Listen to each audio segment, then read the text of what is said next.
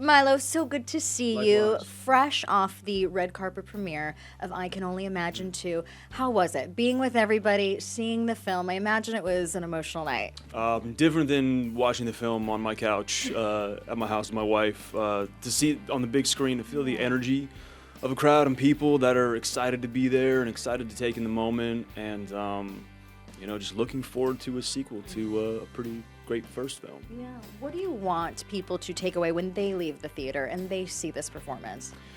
Man, for me, the continuation of Bart Millard and his story, but then also this new story with Tim Timmons and the grace that he has in walking through his difficult times, and the gratitude in the grief, those two things of equal measure, being able to hang on to them at the same time. Mm-hmm. Life is difficult. There's a lot kind of working against us in any given moment, but I think if we're able to have grace and find that gratitude for just being able to be here or be there or wherever you happen to be with your loved ones or by yourself or anything, I think having that message kind of get out is pretty important. I just want to write something that helps people through the pain we all go through. Gratitude, grief, finding a way to hold them both. God is in fire, and it is beautiful. How instrumental has the relationship that you've built with this entire team and this cast been for you? Because as you were taking on this role, you were going through your own hardships in your personal life, Yeah, and then you sure. had this family here. I mean, my wife and I found ourselves in just one of the roughest times you could ever imagine, losing a home just before the birth of a child. And, we, grief and gratitude. I mean, the real message of Tim and who he is, had me running toward this film and wanting truly to be a part of it. And Andy Irwin and Brent McCorkle, our directors, they told me, hey, Ma, if you need to take time to go be with your family, we are family first. We'll support you whatever you need. And I said, absolutely not. My wife, Jared, and I have talked, and we both decided that, no, it's right.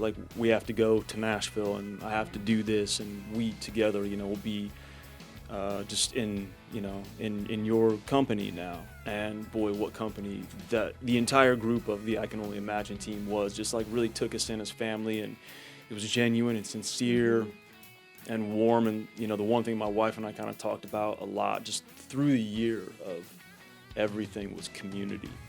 And they have such a beautiful community of people that are just caring and loving and want nothing in return. And what a beautiful place for my wife and I to be, in Nashville with these lovely people, making a movie that hopefully touches people and inspires them to, dig a little deeper in their own lives and find community and find grace for yourself when you need it and move through those hard times as we all have. They were telling me about how when you were rehearsing for your emotional monologue, the real life emotion hit you and overwhelmed you, and you had some waterworks there during that. Which didn't quite make the edit. So they were just telling me about that, and they were like, we gotta find that footage. No. I mean, look, you can find the footage, but also It was such a raw moment. It was, it was an exposed nerve for me because of what my wife and I had experienced in the fires of LA last year. But it was also, it wasn't about me. It was telling Tim's story. And the fact that the two actually can kind of run side by side and relate and almost sit on top of one another and be like, oh wait, you're pushing forward to the same message and coming out the other end, with this gratitude of having something pretty gnarly happen.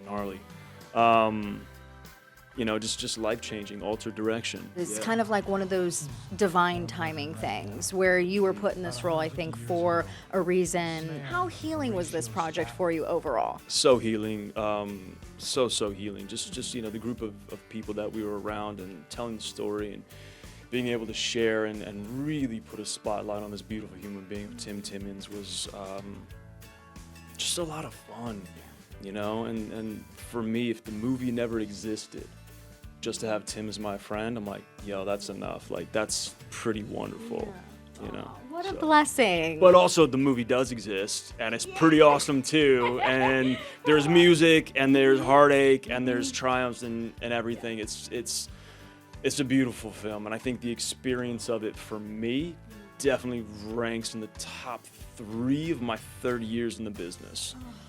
What a blessing. What a Yeah. beautiful thing to be able to say too. Yeah, I know. I'm grateful. Whatever you're going through, all of the storms, pain, trauma, God is in the fire. you're never alone. What have you learned from Tim and his own faith and perseverance? Oh man, I mean, there's so many little buzz phrases that Tim tells me. You know how important repair is, like with your loved ones and your partner and things like that. One that always echoes in my mind when I'm in my house is don't just put it down, put it away. Which actually has nothing to do with the film. That's just Tim being Tim. And I hear him, he's talking to his kids, and I'm like more talking to myself so that I don't aggravate my wife. But no, just, you know, Tim and I, in very different ways, kind of walk the same path.